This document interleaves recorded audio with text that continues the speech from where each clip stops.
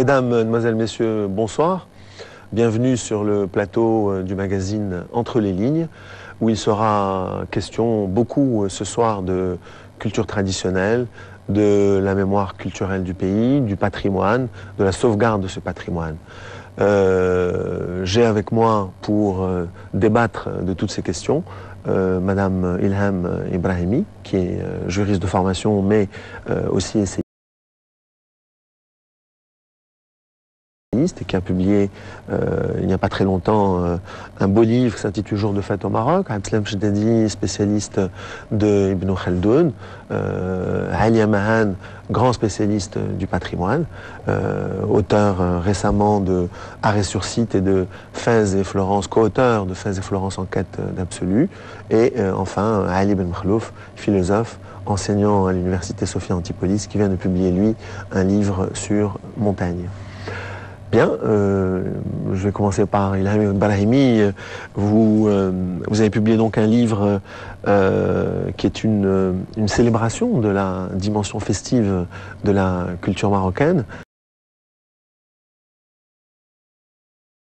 Pourquoi avoir entrepris un tel travail ?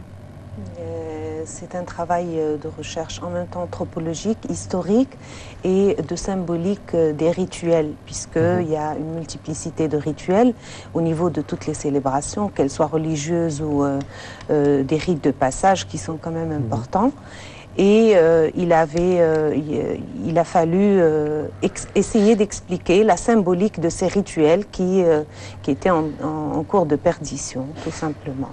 D'accord, donc en fait vous vous intéressez aussi bien à Shabana qu'à Ashura. Tout à fait, toutes les célébrations religieuses d'un côté, leur portée spirituelle, la symbolique des rituels, et puis ensuite les rites de passage, et bien sûr la grande fête du mariage qui est en elle-même un rite de passage, mais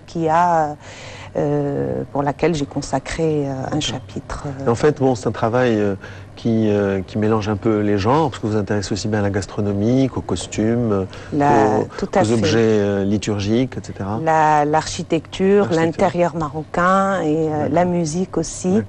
La gastronomie, bien entendu, tout à fait. Alia Mahan, vous avez publié il y a quelque temps un livre important sur le patrimoine culturel.